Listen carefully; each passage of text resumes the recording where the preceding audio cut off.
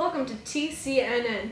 I'm Roxana. And I'm Chloe, and this week at Tri-City is Spirit Week for Skaties. So let's check in with Sarah and Gretchen to hear all about it.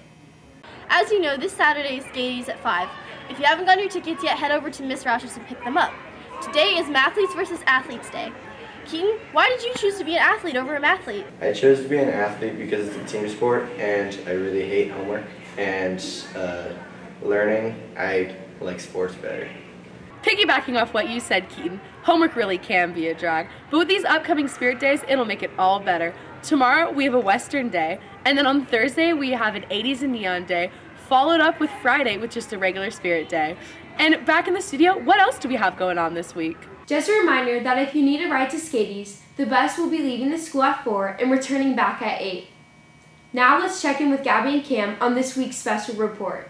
The announcement of a new baby can be very exciting for a family, but with that comes many effects on the mother, especially when she's a teacher. You have this thing called pregnancy brain where you forget stuff. I've forgotten my phone at home several times. I know I'm way more tired and I end up needing more snacks, so I end up eating crackers in the middle of class, which I would normally never do. But I feel like it's now that it's getting a little bit further along, I'm no longer in the first trimester, so feeling a little bit more energetic and like I can do things again.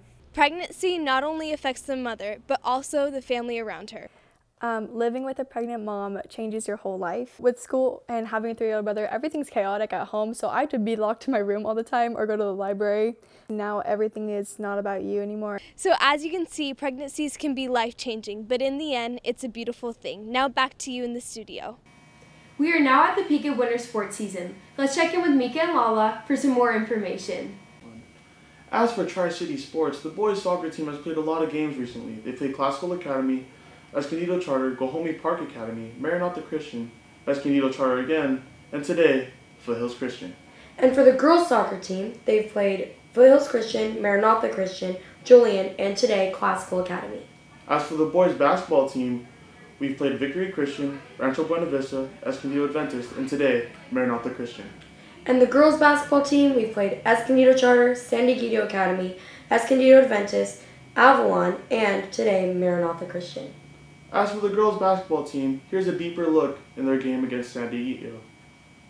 Okay, so the game against San Diego, everyone was pretty nervous at first. I was definitely nervous because everyone was pretty much shooting against us. Our coach had talked to other coaches, and they're like, you're not going to win, but if you fight hard, you won't be down as much, but just expect to lose. So that was kind of not the most encouraging thing. But when our coach really worked us and said that you can win, and if you give it your all, we could beat this team, and then we ended up beating them. It was a good victory. We played honestly the best ball I think we've ever played, and it was nice breaking the press so then they didn't put it on us.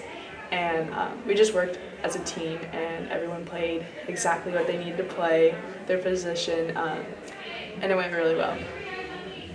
Don't forget that this week is packed with varsity basketball games on the 16th, 18th, and 19th. We hope to see you attend. Now let's check in with Roxana on the weather.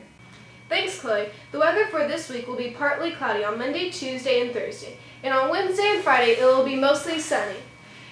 There will be a cooling trend throughout the week, with a high of 70 today and a high of 61 on Friday. The lows for this week will be in the 40s and 50s. So anyone who gets cold very easily, make sure to bring a warm jacket to stay warm. Now back to you, Chloe. Lastly, let's view a recap on chapel and see what God's doing around our campus.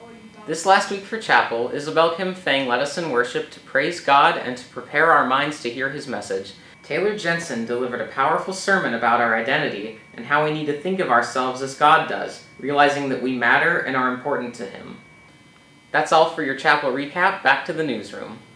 That's all we have for you today. Thank you for watching TCNN.